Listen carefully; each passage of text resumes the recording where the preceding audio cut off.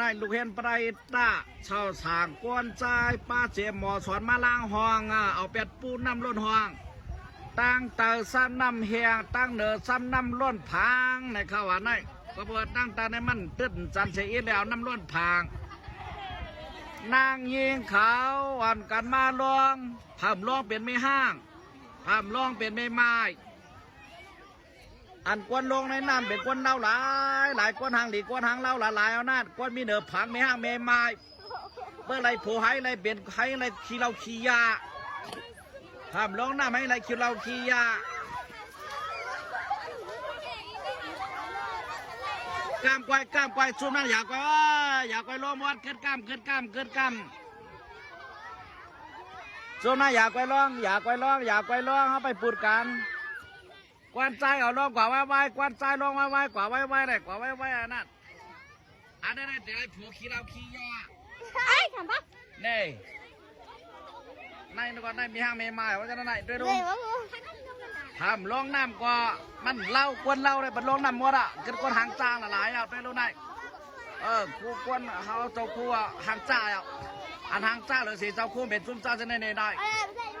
นายขี้ขังก็เพราะหักกว่านายนี่นายเทียงกวนหางจ้าหลายได้ลงวันลงในห้องลงเมื่อเราเอาล้อวุ้ดีรอปอสูไม่ดีนาย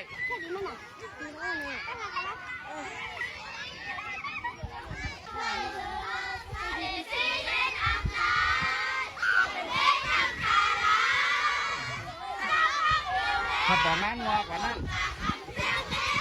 เริ่มงานออกมาปอกกันไหน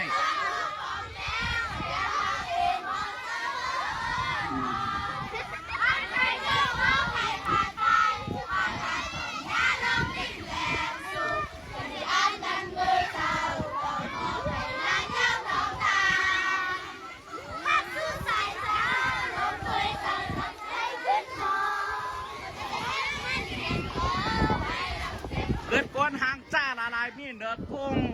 แม่ห้างแม่ไม้ก้อนเดียวเสือพาซุ่มอยากเสือพาอยู่ไหนเฮ็ดชามจ้าก้อนเหล้าบรรดงในห้องมัวเราลุงก้อนเหล้าบรรดงในห้องมัวเราซุ่มก้อนหางจ้ามีเนื้อกุ้งขนาดก้อนหางจ้าละลายไหนนั่นไม่ไม้นั่นกุ๊กสอน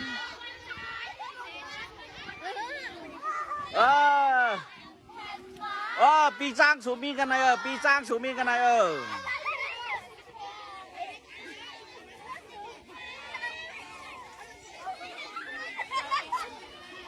แม่นั่นแมงก็อ่อนนี้แต่นั่นหมอสวนก็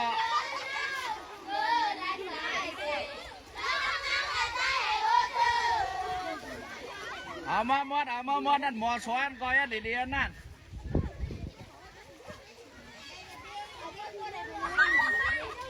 ลองป่าอยากขึ้นเนินนั่นกองหักเป็นหวัดน้ำหน้าเบิ้ล